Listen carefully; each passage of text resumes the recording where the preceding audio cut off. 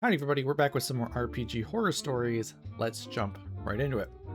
Our first story today is going to be from No Ideas Around. It is titled First Time DM. Player is acting weird and doesn't want to give me their character sheet. Should I be worried? So I bought the Dragons of Stormwreck Isle starter set because I've been getting interested in D&D and I wanted to host it with my friends for the first time, 5 including me.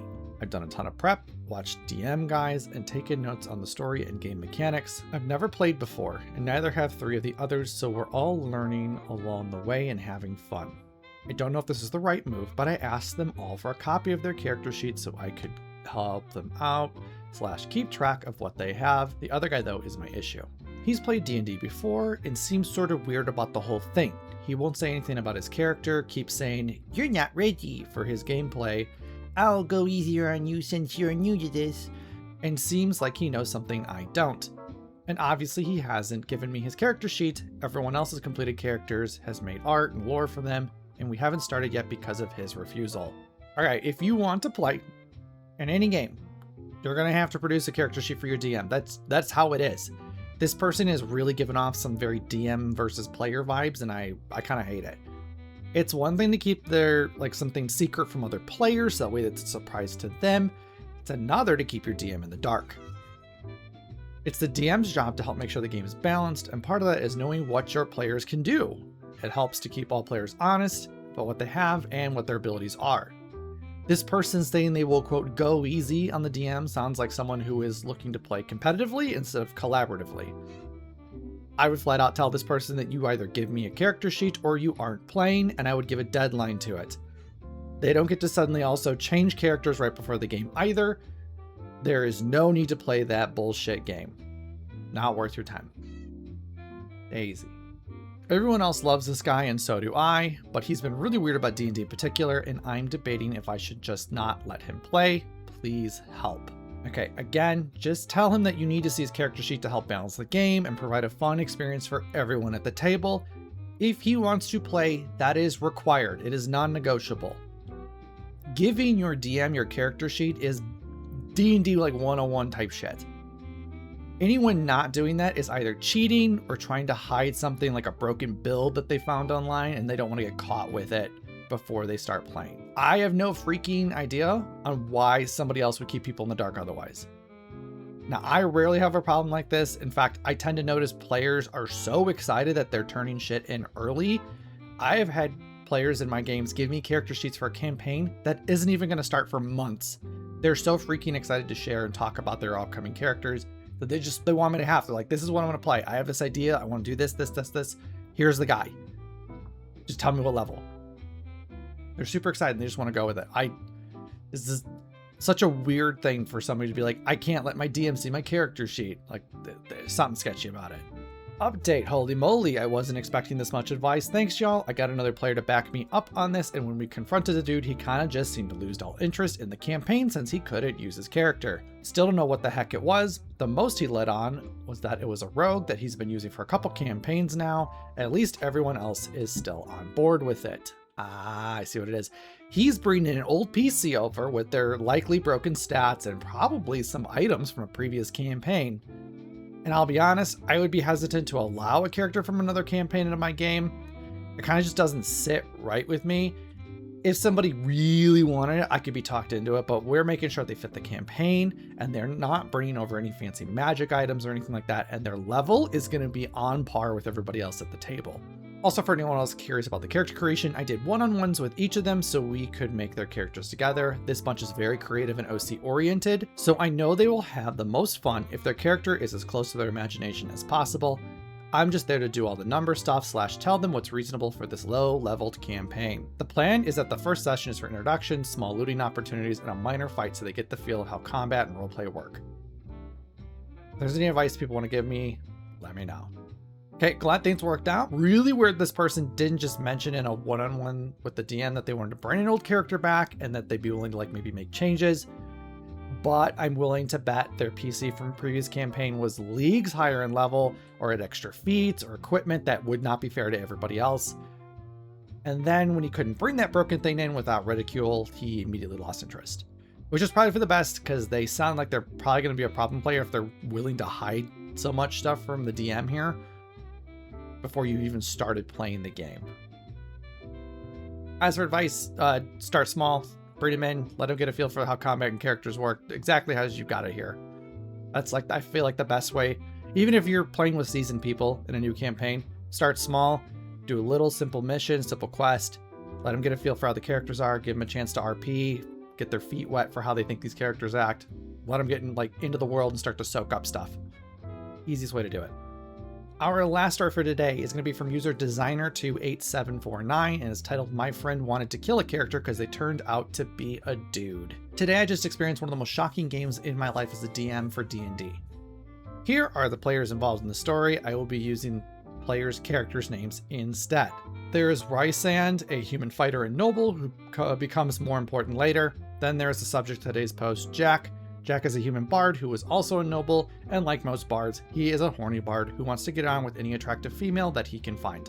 Now, I don't have a problem with him being a horny bard, it adds to the humor as we play, and he's a useful member of the team.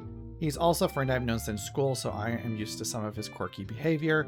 He and I have also been friends since middle school and high school and stayed friends after we graduated. I thought I knew everything about him at the time, but as you will see later in the story, he had some problematic beliefs. I gotta ask, how often does horny bard happen?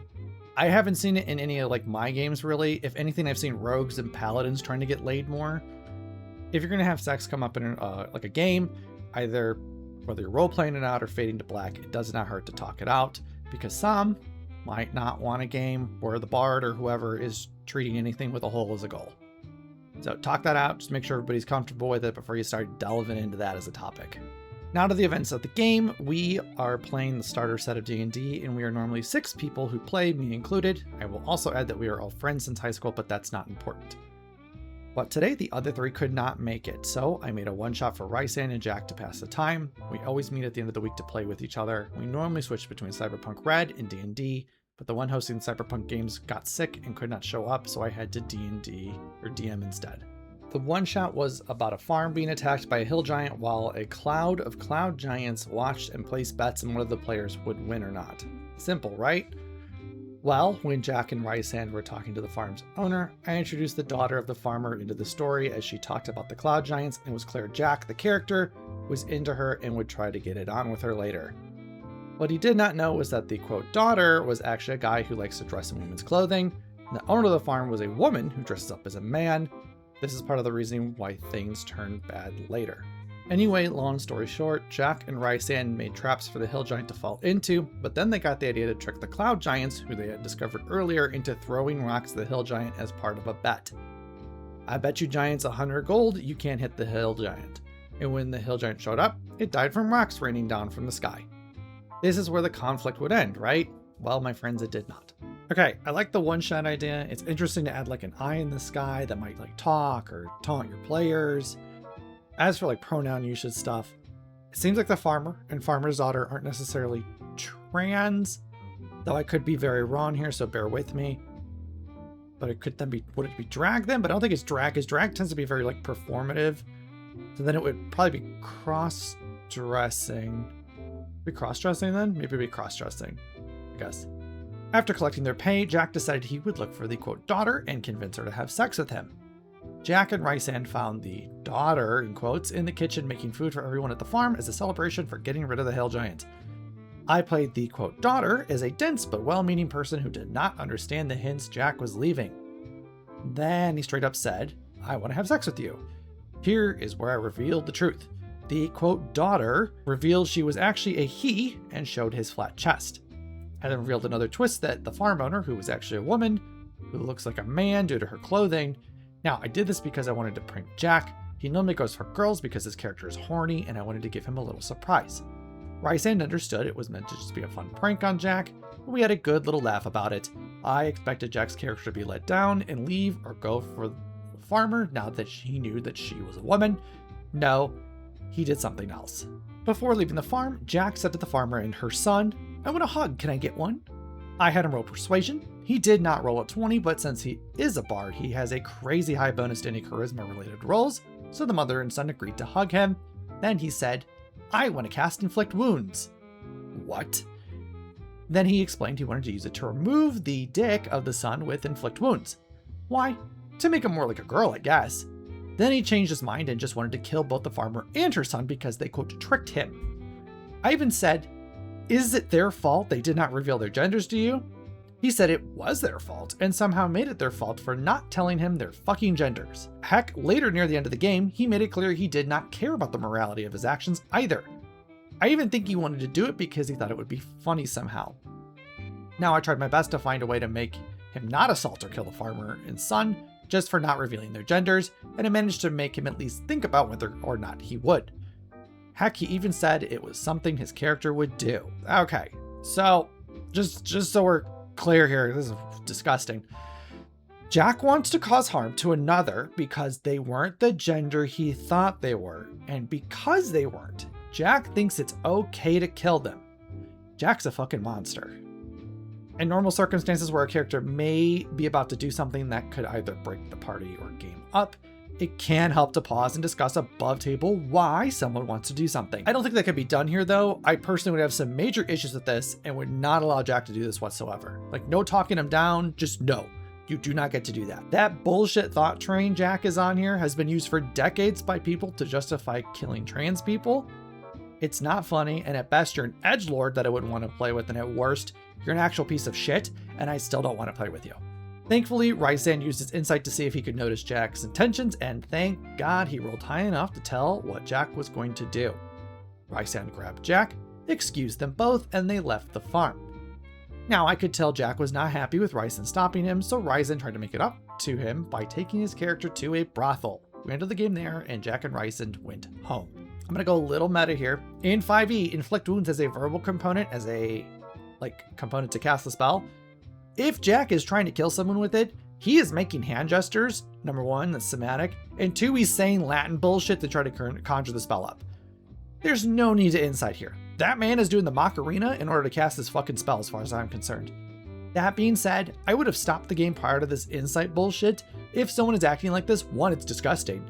And two, how do you think the rest of the party is going to take it? Oh hey, Jack's being a fucking monster and a transphobe in game. In a game where we're probably supposed to be the heroes. Like that, no, that's not a good look. That's not a good thing to have happen. Now, our games are normally fun and the guys know not to take things too far, but this was by far the most messed up thing Jack has wanted to do since we started playing. Now, maybe I could have handled this better, but I was so shocked by what Jack wanted to do that I didn't know how to react without feeling like I was railroading the game. I want to keep playing with my friends, but I'm worried about what Jack might do in the future now that I know how far he's willing to go. I know my story is not as bad as most stories posted here, but I wanted to share what I experienced today and hear what others think about this. Okay, so about what you're saying there, I actually do think this is a really bad story. Like, just because somebody's being a transphobic piece of shit doesn't mean it's less bad than the creepy dude who's hitting on people or something, or the weird person bringing erotic roleplay into the game. They're all fucking wrong and bad.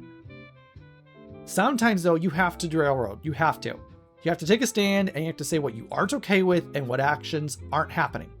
Just because somebody wants to do something does not mean they get to do it. And it doesn't mean you also have to talk them down from the fucking cliff they just put themselves on.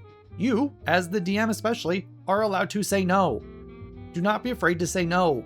Long story short, my friend tried to kill a farmer and her son after finding out they were cross-dressing when he wanted to fuck a girl. If you have any questions about the story, I will answer them. Also, do you think I handled this well, or did I mess up somewhere along the way? Edit, I am just putting this extra line here so you guys know, Jack has not acted like this in the past. This is the first time he ever showed such behavior in game.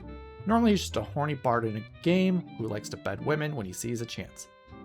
But as you saw, he took it way too far this time. Also, I admit that I should have told him no the moment he began acting weird. I won't make that mistake again. If this happens again with someone else, they are out. Edit 2. Here is an update regarding Jack. After talking to him and him sharing beliefs I did not know he had, I have kicked him out of the group. I told the others in the group and they were shocked to hear that Jack did, but all agreed to kick Jack out. I also want to say sorry for how I used the sun in the game. I should have been more thoughtful and not use the sun just to prank Jack. The reason why I used the sun was because of how Jack would always finish each one shot with finding a girl to bang before the end. This annoyed me a lot because I'd be ready to end the game and then he would go, "Is there any girls I can find nearby?" I should have told him to stop in past and talk things out instead of doing what I did, I hope that I can learn how to deal with my players in the future, about how to behave in the future, and set stronger rules in the future to avoid these things in the future.